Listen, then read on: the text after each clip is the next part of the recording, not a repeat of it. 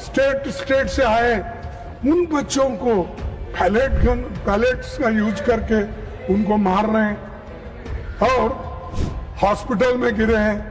किसका आंख गया, किसका कान गया, किसका हाथ गया, किसका पैर टूटा। इसका जिम्मेदार कौन है? इसका जिम्मेदार आप है, होम मिनिस्टर है।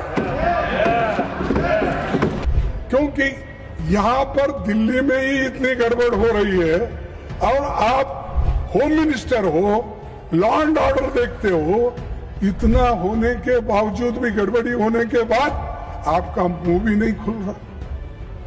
क्या कोई स्टिच कर दिया क्या? मुंह को बंद कर दिया? बोलना चाहिए था खुलकर। देश का नुकसान होने के बजाय देश के भलाई के लिए आपको बोलना पड़ता। आपकी वजह से, आपके सरकार की वजह से ये सब भुगतना पड़ा। उसके कारण बीजेपी सरकार है, मोदी जी है, सबसे बड़े हमारे होम मिनिस्टर है अमित शाह साहब, जो दिख रहे ही नहीं। मैं देख रहा हूं, मैं तो वकील है, डर के आखिरी में उन्होंने युवाओं का जो डिमांड था उसको माना, लेकिन उसमें यह है, उसके पीछे है कि उनकी कुर्सी बचाने के लिए भी ये काम उन्होंने किया और इसीलिए ये युवाओं की ताकत है। और जब युवाओं की ताकत देखने के बाद हमारे सरकार को भी ये मालूम हुआ, अरे इससे ज्यादा अगर हम कुछ खींचतान करेंगे तो धागा टूट जाएगा और हमारी कुर्सी चले जाएगी। जो माहौल आज चल रहा है, इस माहौल को ठंडा करने के लिए और जो आज हमारे विद्यार्थी युवा जो सड़क पे आए हैं उनको ठंडा करने के लिए ये बिल लाया गया है। ये है सो समस्या को सुलझाने के लिए नहीं। सभापति जी, पिछले 2 महीने की घटनाओं ने देश को झकझोर दिया है। देश भर के छात्रों और नौजवानों ने परीक्षा व्यवस्था की नाकामियों के खिलाफ आवाज उठाई। विपक्ष ने उनकी आवाज सड़क से लेकर संसद तक उठाई। बढ़ते जनदबाव के आगे सरकार को घुटने टेकने पड़े। मैं देश के छात्रों, नौजवानों को मुबारकबाद देता हूं। उनका संघर्ष रंग लाया और सरकार को झुकना पड़ा और प्रधानमंत्री को, प्रधान को हटाना पड़ा। और इसीलिए ये युवाओं की ताकत है। और जब युवाओं की ताकत देखने के बाद हमारे सरकार को भी ये मालूम हुआ, अरे इससे ज्यादा अगर हम कुछ खींचतान करेंगे तो धागा टूट जाएगा और हमारी कुर्सी चले जाएगी। इसीलिए डर के आखिरी में उन्होंने युवाओं का जो डिमांड था उसको माना, लेकिन उसमें यह है, उसके पीछे है कि उनकी कुर्सी बचाने के लिए भी ये काम उन्होंने किया, ना कि विद्यार्थियों के समस्या को समझाने के लिए, सुलझाने के लिए नहीं की। कुर्सी कैसा बचाना है और इतना एजिटेशन हो रहे हैं सब कुछ। और हमारे जितेंद्र सिंह साहब भी इसको सुलझाने के लिए सड़क पर आना पड़ा। उनको भी कहना पड़ा कि नहीं नहीं ये अच्छा नहीं, वो ये, क्योंकि उनको बैठे बैठे रहने कमेंट्री कर रहे हैं। मेरे पास भी झुक के एक दिन आएंगे, वो वक्त भी होगा। तो सर, प्रधानमंत्री जी, गिरिराज जी प्लीज सर, तो वो समझाने की भी कोशिश करे, आए, सब बोले। लेकिन डर इसका था उनको, वो जो सत्याग्रह या वो जो एजिटेशन था राहुल जी ने उस दिन किया, वो एकदम डर गए और डर के बोले कि ये ठीक, इसको आगे बढ़ाना ठीक नहीं है। तब उन्होंने ये तय किया कि प्रधान को हटाया जाए, शिक्षा मंत्री को हटाया। तब ये एक उनका अंदरूनी विचार है और आप किसी से भी पूछिए, वो दिल में उनके है लेकिन बाहर नहीं बोलते, क्योंकि मोदी जी अपने कुर्सी के लिए ये सब कुछ किए। ये कदम तभी उठाया जब छात्र पेपर लीक, परीक्षा की गड़बड़ियों और संस्थागत नाकामियों की बात कर रहे थे। तब सरकार ने उनकी बात सुनने की बजाय उनको अराजक कहा और हर सवाल को राजनीति से जुड़ा बताकर खारिज कर दिया था। तो ये मैं क्यों कह रहा हूं साहब, जब विद्यार्थी पहले ये पूछे, महीनों से वो लोग वहाँ सड़कों पे बैठे और महीनों से एजिटेशन कर रहे थे, अपनी बात रख रहे थे, उस वक्त आप क्यों नहीं पूछे? उस वक्त उनके पास क्यों नहीं गए? उनके पास क्यों आप निगोशिएट नहीं करे?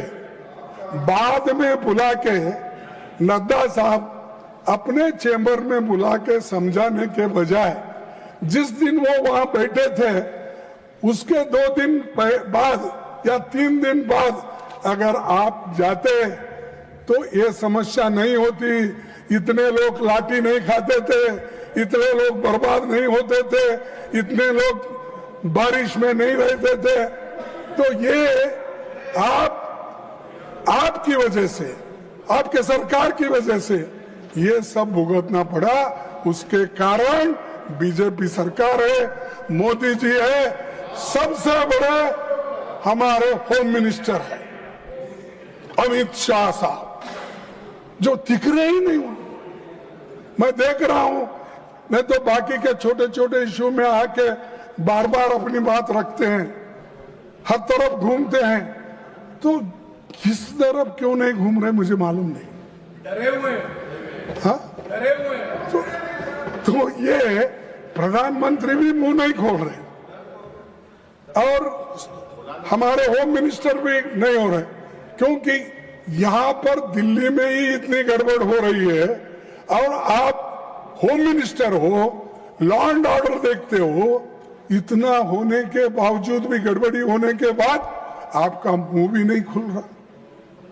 क्या कोई स्टिच कर दिया क्या? मुंह को बंद कर दिया? बोलना चाहिए था खुलकर। देश का नुकसान होने के बजाय देश के भलाई के लिए आपको बोलना पड़ता है, मुंह खोलना पड़ता है, कभी इंसल्ट भी सहन करना पड़ता है। आप करना पड़ता नहीं, मैं नहीं आऊंगा, मैं नहीं बोलूंगा। अगर आप ऐसा बोलेंगे तो जो सबक स्टूडेंट्स ने तुमको सिखाया है उससे डबल सारे विद्यार्थी और युवक मिलके एक दिन फिर आपको वो सबक सिखाएंगे। सर, 20 जुलाई 2026 को हजारों छात्र शांतिपूर्वक संसद की ओर मार्च कर रहे थे। वे संवाद चाहते थे, लेकिन उन्हें मिला लाठीचार्ज, आंसू gas, water cannons, pellet gun, current वाले बैरिकेड, मेट्रो लाठी में कीले रखकर और रेलवे स्टेशन भी बंद करे और मेट्रोस बंद करे और इंटरनेट बंद करे। ये सब ठप हो गया। ये सब आपने किया और इससे विद्यार्थी उचक गए, नागरिक भी बहुत इसमें गुस्से में रहे। तो इसीलिए उनको ये एजिटेशन करना पड़ा, लेकिन आप संभाल नहीं सके, शांति से उनसे बात नहीं कर सके। 100 से अधिक छात्र इस एजिटेशन में जो थे वो घायल हो गए और आईसीयू में वेंटिलेटर राम मनोहर लोहिया हॉस्पिटल में पड़े बहुत से, और कई बच्चों को आंखों में वो पैलेट के छर्रे लगे, आंख पे लगे, पीछे लगे। आप सब देखे हैं, सब टीवी में आप बहुत देखते रहते हैं, आप देखे हैं। लेकिन ये देखकर हमको तो शर्म आई, उनको शर्म आया कि नहीं मुझे मालूम नहीं। जो मुझे शर्म आया, अरे मेरे विद्यार्थी जो गांव-गांव से आए, स्टेट से आए, उन बच्चों को पैलेट्स का यूज करके उनको मार रहे हैं और हॉस्पिटल में गिरे हैं। किसका आंख गया, किसका कान गया, किसका हाथ गया, किसका पैर टूटा। इसका जिम्मेदार कौन है? इसका जिम्मेदार आप है, होम मिनिस्टर है। आप बंद कमरे में रह के आप सुन रहे होंगे मेरी बात, लेकिन आप बंद कमरे में रह के बहुत दिन छुप नहीं सकते।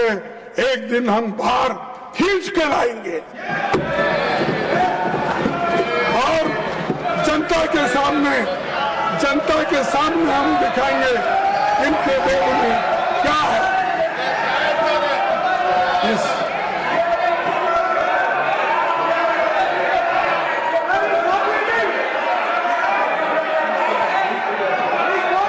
Now I call upon the leader of the house. All of you take your seat.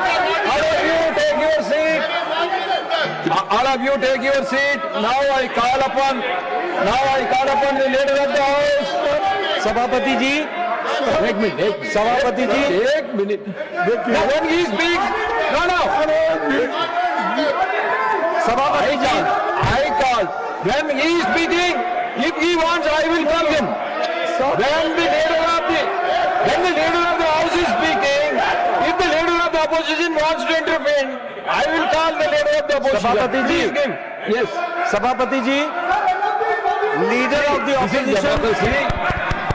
the opposition को हम शांति से सुन रहे हैं और प्रजातंत्र में शांति से सुनना ये हमारी जिम्मेवारी है सरकार की। लेकिन मेरा निवेदन है लीडर ऑफ ऑपोजिशन से कि वह तर्क के साथ भावावेश में ना आए और भावावेश में ऐसे शब्दों का प्रयोग न करें जो असंसदीय है। अभी जो उन्होंने एक वाक्य यूज किया वह असंसदीय है, उसे कार्रवाई से निकालना चाहिए और आगे भी आप भावनाओं में ना आए। वो मैं नहीं बोल सकता, मैं नहीं बोल सकता। Unparliamentary by either side, that will be expunged. No, don't insist on it. Please try to be within the framework so that the smooth, wonderful debate should take place. Sir, मैं कभी अनपार्लियामेंट्री वर्ड इस्तेमाल नहीं किया। मैंने यही कहा, हम बोले तो जनशक्ति, जनन, लोग, विद्यार्थी, महिला, ये लोग। मैं नहीं ऐसा जाके मैं खींच लेके आता हूँ नड्डा साहब को, होम मिनिस्टर को, ये नहीं बोला। मेरा कहना ये है कि ये जनशक्ति आपको खींच के लाएगी। कम से कम आके सदन में बैठो, बोलो, सुनो, रिप्लाई दो।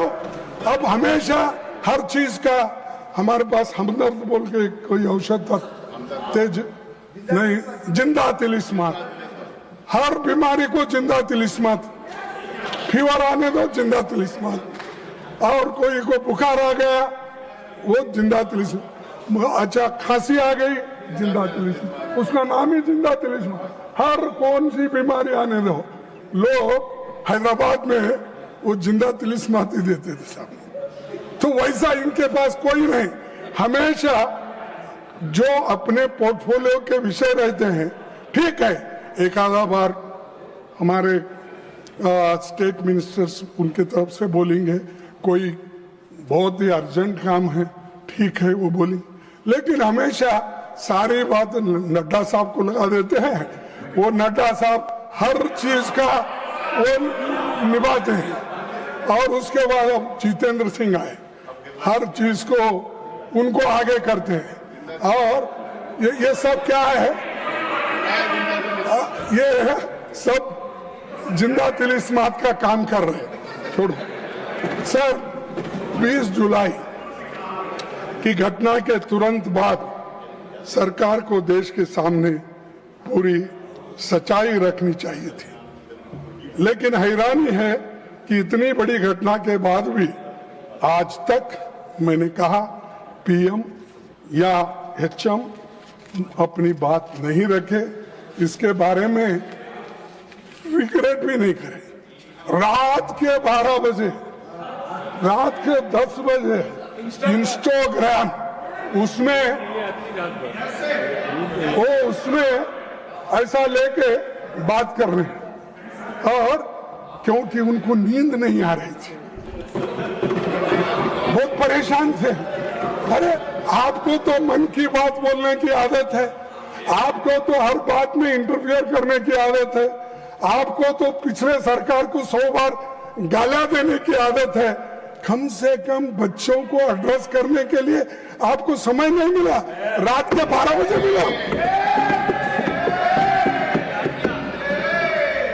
और दूसरे बात, धन्यवाद वो भी रात के 12 बजे। Thank you friends. ये नए शब्द उन्होंने प्रयोग किए, नहीं तो हमेशा हिंदी में बोलते थे।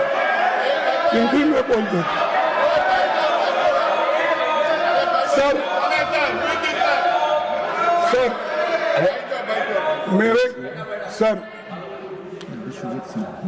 अरे कोई पार्लियामेंट्री नहीं है मेरा, क्यों दिखा रहे तुम? कुछ नहीं उसमें। सर मैं आपसे पूछना चाहता हूं, आपके माध्यम से उनको पूछना चाहता हूं, लाठी चार्ज कराने के लिए, आंसू गैस करने के लिए, छोड़ने के लिए पैलेट गन के इस्तेमाल का आदेश किसने दिया? कौन लाठी चार्ज का आदेश दिया, आंसू गैस का दिया, और पैलेट गन का इस्तेमाल करने के लिए आदेश कौन दिया? न आप स्टेटमेंट दे सकते थे, लेकिन आप नहीं, क्योंकि आप होम मिनिस्टर को हिफाजत करना चाहते हैं, लेकिन बहुत दिन हिफाजत नहीं कर सकते। नहीं होता साहब, अगर आदमी झूठ बोलता है तो एक बार उसका बाहर निकलना पड़ेगा भगवान। तो इसीलिए आपके लोग आए, सादे कपड़ों में छात्रों को पीटने वाले लोग कौन थे? दिल्ली पुलिस किसके अधीन है? सीआरपीएफ एंड रैपिड फोर्स किसके आदेश पर काम करता है? इस पूरे घटनाक्रम का सर्वोच्च सूत्रधार कौन थे? अच्छा, मुझे मालूम नहीं। देश इन सवालों का जवाब चाहता है। अगर गृह मंत्री इनके जवाब नहीं दे सकते तो उन्हें इस्तीफा देना चाहिए। इन सवालों का जवाब अगर उनके पास नहीं है, अगर वो सफाई नहीं दे सकते यहाँ आकर, वो सदन में आके ही देना, मैं बाहर पूछ रहा हूँ थोड़ी, तो आना और वो देना चाहिए। और खासकर इस कारणों के लिए, इस वजह से वो जिम्मेदार है, उनको इस्तीफा देना चाहिए और प्रधानमंत्री उनको पूछना चाहिए। लेकिन प्रधानमंत्री की हिम्मत होती है या नहीं मुझे मालूम नहीं, लेकिन ये उसके जिम्मेदार है जो चीजें मैं आपके सामने रखा। अगर वे इस्तीफा नहीं देते तो प्रधानमंत्री को उन्हें पद से हटाया जाना चाहिए और दूसरे बर्खास्त करना चाहिए। यह सिर्फ दिल्ली का मामला नहीं है, बिहार, उत्तर प्रदेश, आसाम में छात्रों पर हुई बर्बरता पर भी केंद्र सरकार चुप क्यों है? बिहार में, बंगाल में, बिहार में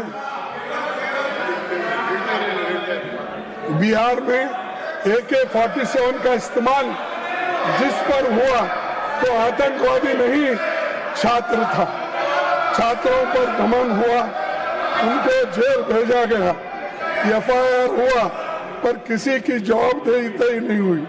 क्या सरकार को बच्चों पर हुई इस बर्बरता को लेकर जरा भी पछतावा नहीं है, जरा भी शर्म नहीं है? और मैं ये पूछना चाहता हूं कि ये जो काम हुआ, जिस तरह शिक्षा मंत्री जी इस्तीफे के बाद संसद के परिसर में बहुत पहुंचे, तो सत्ता पक्ष ने उनका जैसा स्वागत किया कि कारगिल युद्ध में जीत के आए जैसा उनकी स्वागत। हाँ? और उससे ये संशय संदेश गया कि आप नाकामियों का भी उत्सव मनाते हो। आप नहीं मानते नड्डा साहब, दिल से आप नहीं मानते, क्या मानते हैं?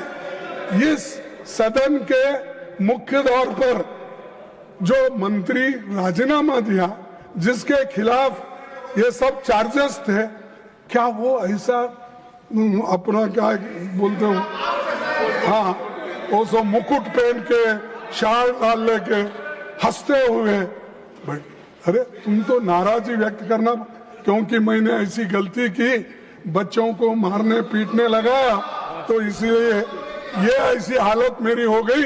ये पश्चाताप करने के बजाय आपने जो ये अपना जलसा मना रहे।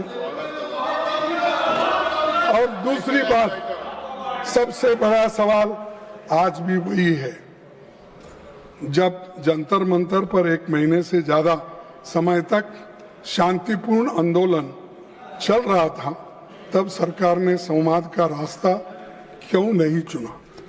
एक मंत्री के इस्तीफे के शिक्षा व्यवस्था नहीं बदल दी, यानी एक मंत्री को इस्तीफा देता है, उससे पूरे व्यवस्था, शिक्षा की व्यवस्था बदलती, ऐसा मैं तो नहीं मानता। क्योंकि